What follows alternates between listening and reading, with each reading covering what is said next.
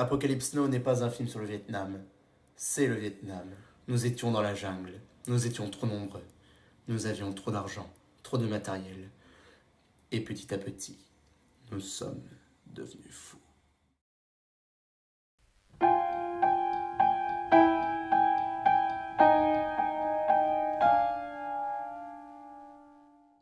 Je pense que c'était un projet que Mignon voulait faire pendant longtemps. Une fois, je sais pas, j'étais malade mentalement, je sais pas quoi, mais je voulais tourner un truc comme ça. Et après voilà, j'ai écrit le scénario vite fait. À ce moment-là, il n'y avait que le scénario d'écrit. Et en fait, personne ne le comprenait. Je l'ai découvert après le tournage parce qu'en fait, à vrai dire, je n'ai rien compris au scénario. Et personne n'a rien compris au scénario.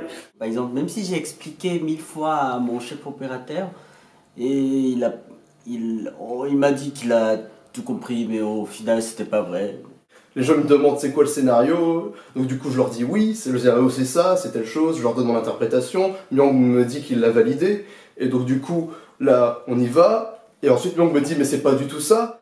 Pour moi, je me rappelle plus les personnages, mais c'était une dimension parallèle. C'était pas la bonne. Ici c'est toujours pareil, il fait toujours aussi putain de froid. C'est bien que ça n'ait pas changé, non? Sinon t'as fait quoi ces derniers jours? Rien de spécial. Des fois j'ai bossé, des fois j'ai pensé à toi. Pour ma part, j'avais tout compris. Enfin, vous savez, le scénario allait de soi. L'histoire était d'une limpidité absolument clarifiante. Je sais pas, au bout d'un moment, il y avait personne qui a compris, à part Marie, qui était maquilleuse, mais qui est devenue l'actrice.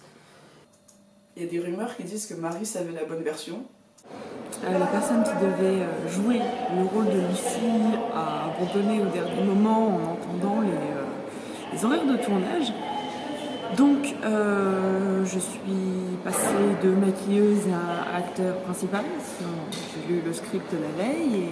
Je sais pas, oui, il y avait une actrice et après elle pouvait pas tourner dans la nuit et nous on devait tourner dans la nuit, elle est partie, donc on a pris une personne qui n'avait pas grand chose à faire pendant le tournage, c'était Marie. Au final, moi, je devais être maquilleuse sur le projet. Voilà, il y avait des gens qui sont venus, mais qui n'étaient pas venus, qui ont laissé quand même leur mentalité, genre dans leur chambre de... Mais why? Go! Des fois j'ai bossé.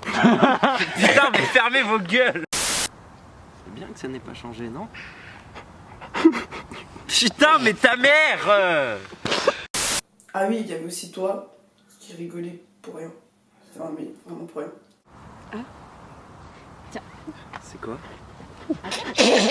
Mais putain, vos mères! Il était un peu bizarre, par exemple, il rigolait, et tout, il lançait des phrases incompréhensibles et tout ça tout le temps. Genre, après, il était trop content, on comprenait rien. C'est mignon, mais la fatalité est bien pire, les enfants. Ouais, les négros, on va au McDo. Caméra tourne. Elle marche, deuxième prise. Attention, je m'approche, je fais des trucs avec mes doigts, je fais des trucs exotériques et... Exotérique. Ouais, ta gueule. Néanmoins, cette aventure m'aura appris que les plus beaux angles sont par terre.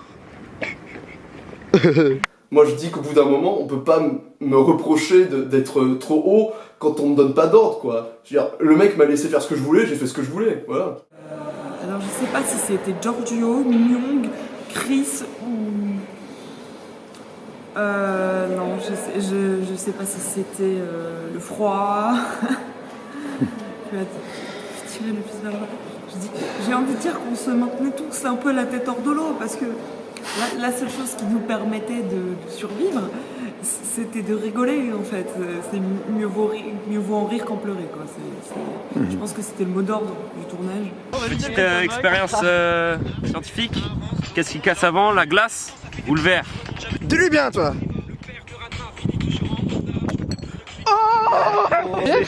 Bah du coup si ça a tenu c'est que je peux aller la chercher. Non.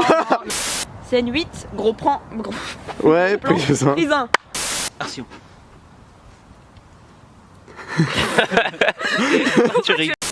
Je dirais principalement l'absence de communication.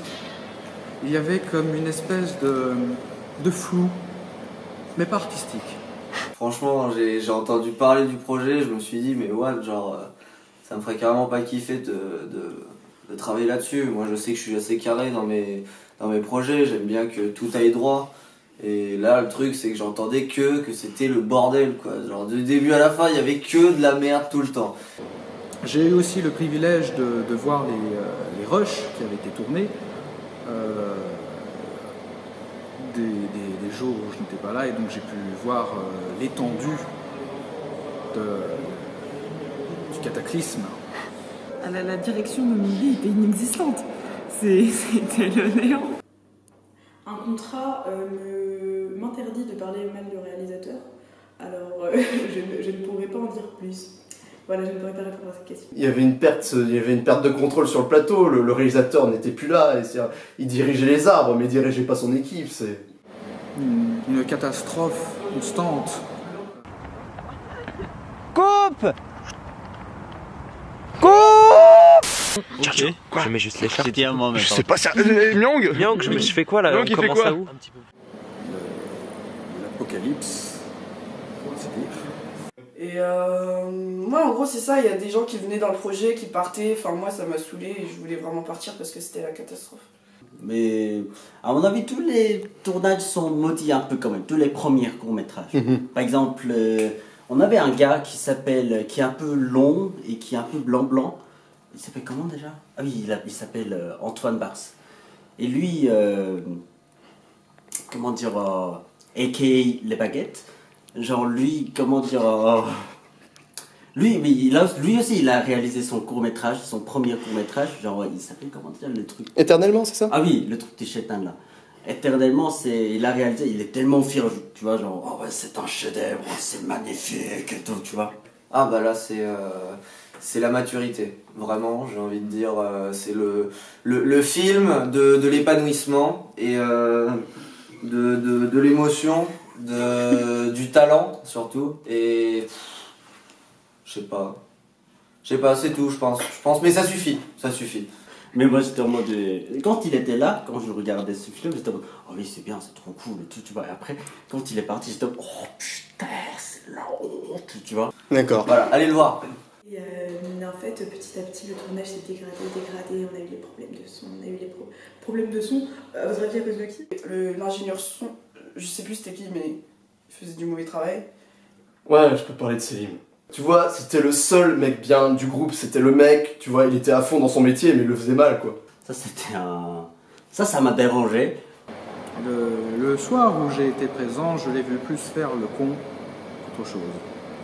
Et selon les récits des uns et des autres, il semble que ça a été le cas pendant à peu près toute la durée du tournage, et Dieu sait que le tournage a été très long.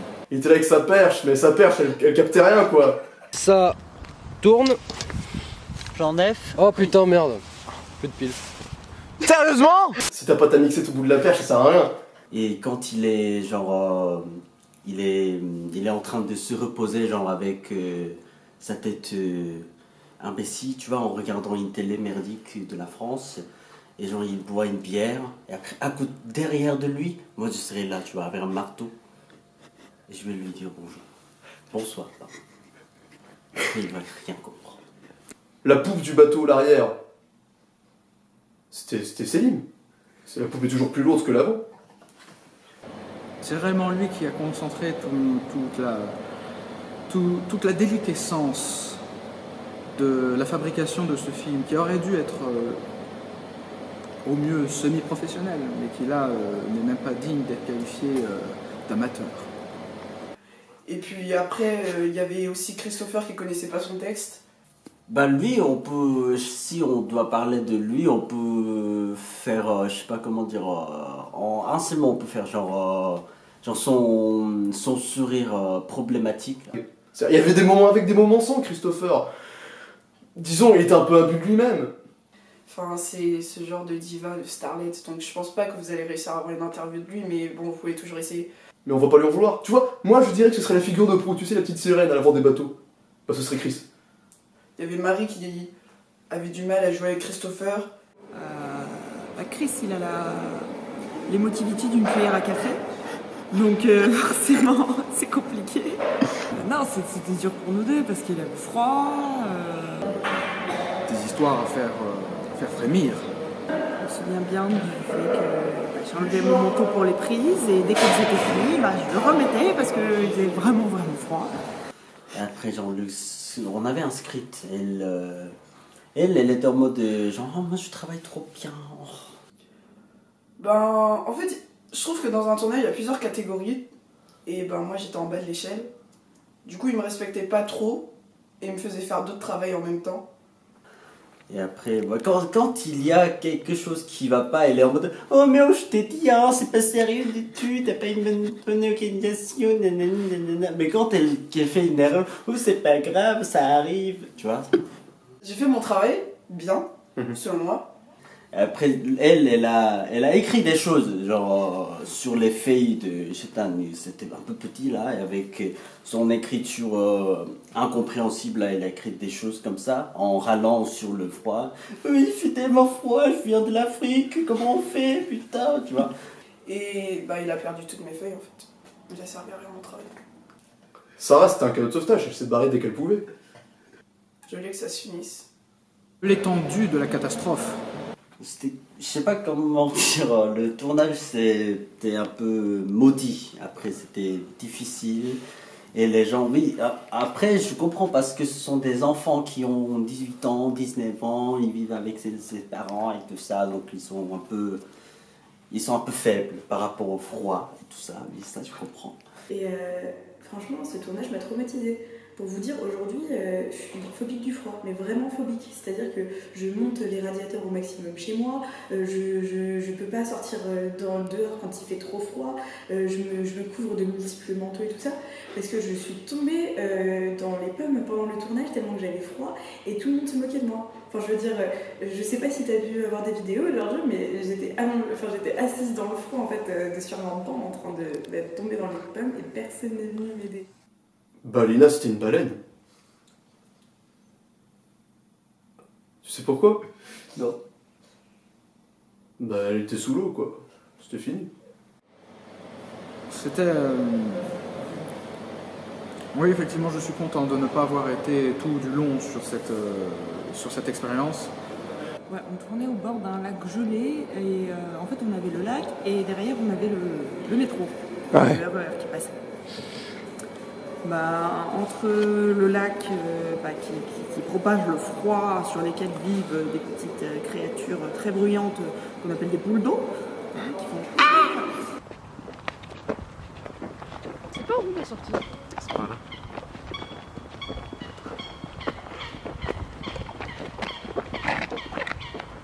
À quoi bon? Est-ce que c'est pas un bon Oh putain! Donc c'est chiant, voilà, et le RER qui passe. Voilà, toutes les 10 minutes, donc il faut se dépêcher. Et quand on est enfin à une bonne prise et que le RER passe, et on crie. Ouais, j'imagine.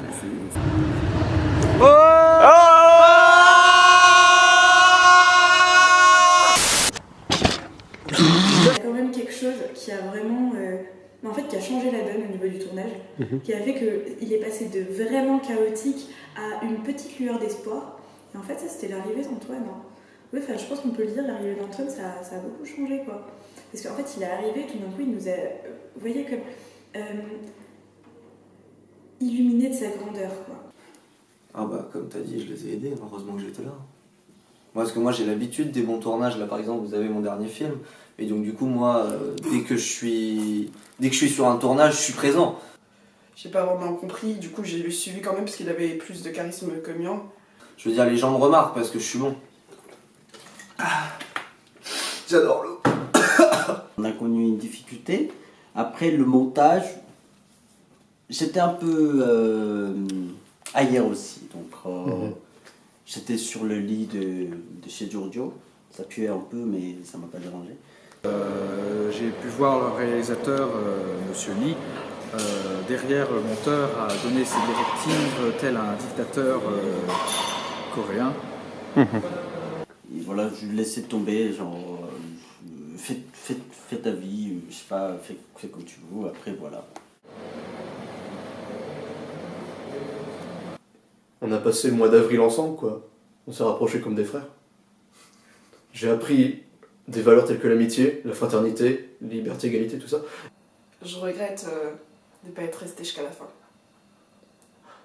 Aussi, mon impression quand j'ai vu ma première impression quand j'ai vu le film terminé, je me suis dit qu'ils marchent beaucoup les gens dans le film. Il y a beaucoup de marches. C'est-à-dire ça parle un peu et ça marche beaucoup. Mais d'un autre côté, il faut dire que le film marche bien.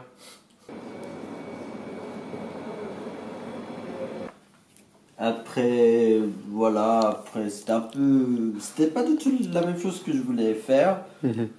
Mais voilà, donc c'était un peu triste. Et après, sinon, j'étais quand même content que le projet était fini. Je pense que le film peut exister, peut se vanter d'être tel qu'il est.